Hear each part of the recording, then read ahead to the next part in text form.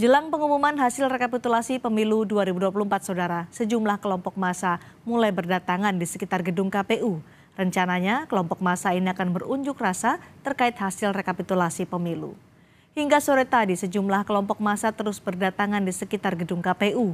Untuk mengantisipasi adanya gangguan, Polres Metro Jakarta Pusat mengerahkan 3.500 personel. Selain mengerahkan ribuan personel, Polres Metro Jakarta Pusat menutup jalan dan mengalihkan arus kendaraan di sekitar gedung KPU.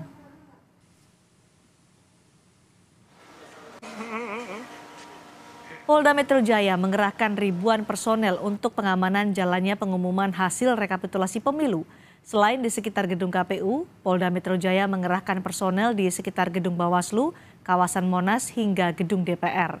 Kabid Humas Polda Metro Jaya, Kombes Adi Arisyam Indradi bilang, pihaknya mengerahkan 4.376 personel yang ditempatkan di beberapa lokasi.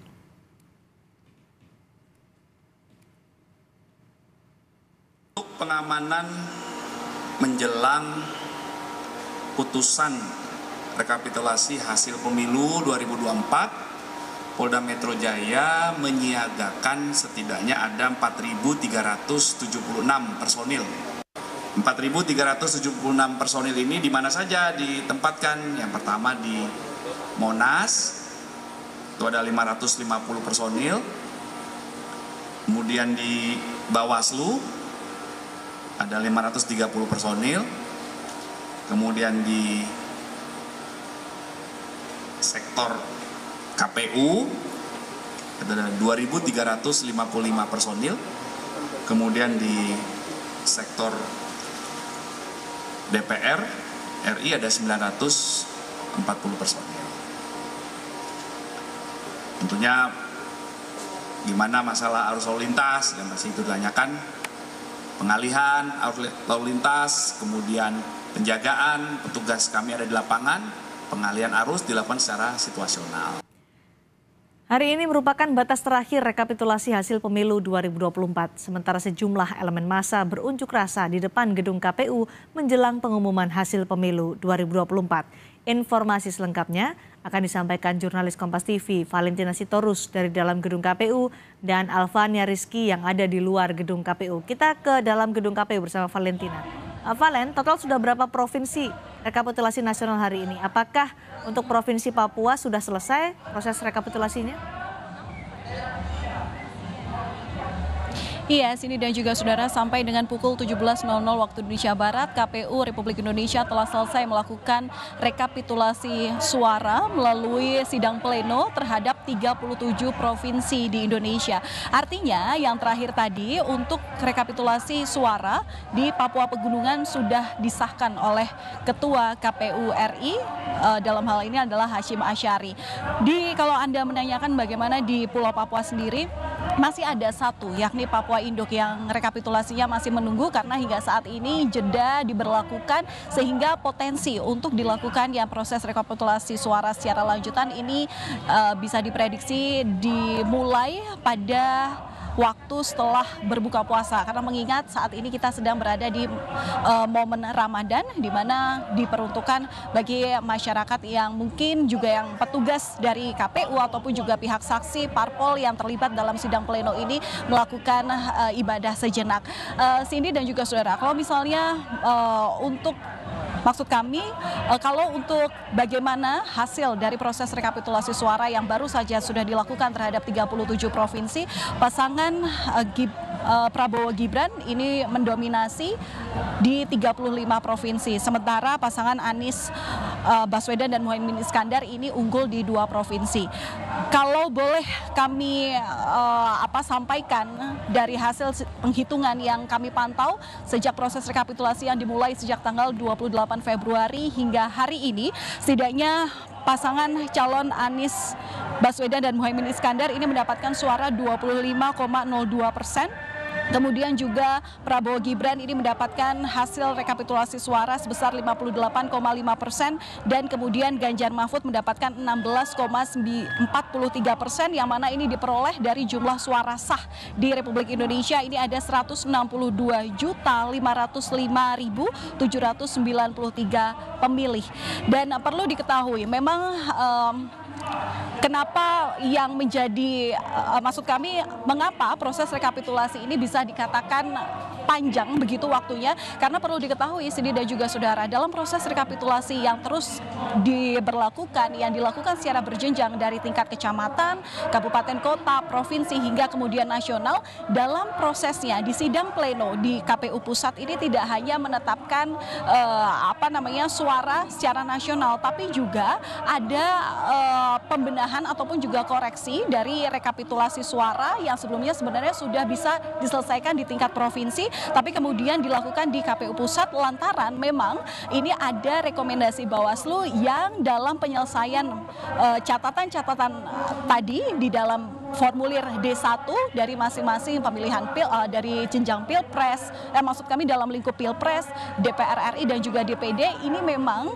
administrasinya baru selesai, sehingga untuk koreksi angka, kemudian juga pendalaman secara internal dari saksi partai politik ini memang harus disampaikan untuk kemudian disahkan melalui rekapitulasi secara nasional. Untuk proses rekapitulasi sendiri masih memang kurang satu provinsi lagi, yakni Papua Induk, yang mana perlu diketahui bahwa KPU RI ini berpedoman dan kemudian juga optimistis dan yakin bahwa dalam penetapan hasil rekapitulasi suara tetap akan dilangsungkan pada hari ini sesuai tenggat waktu, yakni 20 Maret 2024. Di mana sebelum penetapan nanti tentu KPU masih juga menyusun administrasinya apabila memang proses rekapitulasi suara sudah selesai dilakukan di 38 provinsi dengan menerbitkan 3 berita acara untuk rekapitulasi Pilpres, kemudian Pileg tingkat DPR RI dan juga DPD RI. Kemudian juga KPU akan menerbitkan surat keputusan untuk 38 provinsi tentang hasil perolehan suara di tingkat provinsi. Ini kemudian yang menjadi yang dinantikan oleh sejumlah pihak, termasuk juga ketika pertanyaannya adalah tentang kapan kemudian penetapan ini diumumkan oleh KPU. Lagi-lagi KPU hanya menyampaikan untuk tetap bersabar karena proses juga masih berlangsung. Apakah tetap dilakukan pada hari ini pada pukul 23:59 waktu Indonesia Barat sesuai dengan tenggat akhir yang yang diatur dalam perundang-undangan? Tentu seharusnya begitu, karena memang aturannya dalam pasal 431 Undang-Undang Pemilu nomor 7 tahun 2017, KPU setidaknya memang harus melakukan pengumuman atau penetapan hasil pemilu 2024 di tanggal 20 Maret 2024 atau 35 hari paling lambat setelah pemilu ataupun pemungutan suara dilakukan di Indonesia, yakni tanggal 14 Februari 2024. Cindy. Baik, terima kasih Valentina Sitorus. Sekarang kita akan ke luar gedung KPU bersama Alvania Rizky di sana. Alva, dari elemen mana saja yang mereka yang berunjuk rasa di depan gedung KPU dan apa yang mereka suarakan? Ya, Cindy, kalau saya saat ini berada di posisi partisipan aksi yang kontra terhadap hasil pemilu tahun 2024. Tentu saja mereka adalah pendukung 01 maupun 03 yang juga kecewa mungkin terhadap pemerintahan dan juga berjalannya pemilu tahun 2024. Juga mereka yang kecewa terhadap pemerintah Presiden Joko Widodo dalam pelaksanaan pemilu tahun 2024. Di belakang saya masa aksi, boleh permisi Mas? Masa aksi sedang memberikan suaranya terkait dengan kekecewaan terhadap pelaksanaan pemilu tahun 2024. Dan kalau di seberang sana ini adalah masa aksi yang berasal dari mereka yang pro terhadap hasil pemilu tahun 2024. Mereka dipisahkan oleh barier tentu saja untuk menghindari konflik, potensi konflik yang terjadi antara masa aksi yang pro dan yang kontra terhadap hasil pemilu tahun 2024. Saat ini rapat pleno masih berlangsung, artinya aksi ini juga masih terus berlangsung karena para partisipan ini menunggu atau menantikan hasil pengumuman pemilu tahun 2024 yang akan segera diumumkan oleh KPU. Masih tersisa dua provinsi. Tetapi pengamanan oleh polisi masih terus dilakukan di sini. Tadi dikerahkan sekitar 1.910 personil untuk mengamankan kondisi di sekitar kantor Komisi Pemilihan Umum, dan juga rekayasa lalu lintas juga dilakukan di mana tempat saya berdiri ini adalah Jalan Imam Bonjol yang tutup total aksesnya untuk kemudian memberikan ruang bagi partisipan aksi melakukan aksinya pada sore hari ini. Begitu dengan para pengendara ini dialihkan menuju ke Jalan Hoscokoro Aminoto dan juga Jalan Sudirman sehingga tidak bisa mengakses Jalan Imam Bonjol ini. Tetapi aksi ini akan terus berlangsung diperkirakan sampai malam, sampai nanti hasil pengumuman pemilu tahun 2024 diumumkan oleh KPU. Cindy. Baik, terima kasih Alvan dari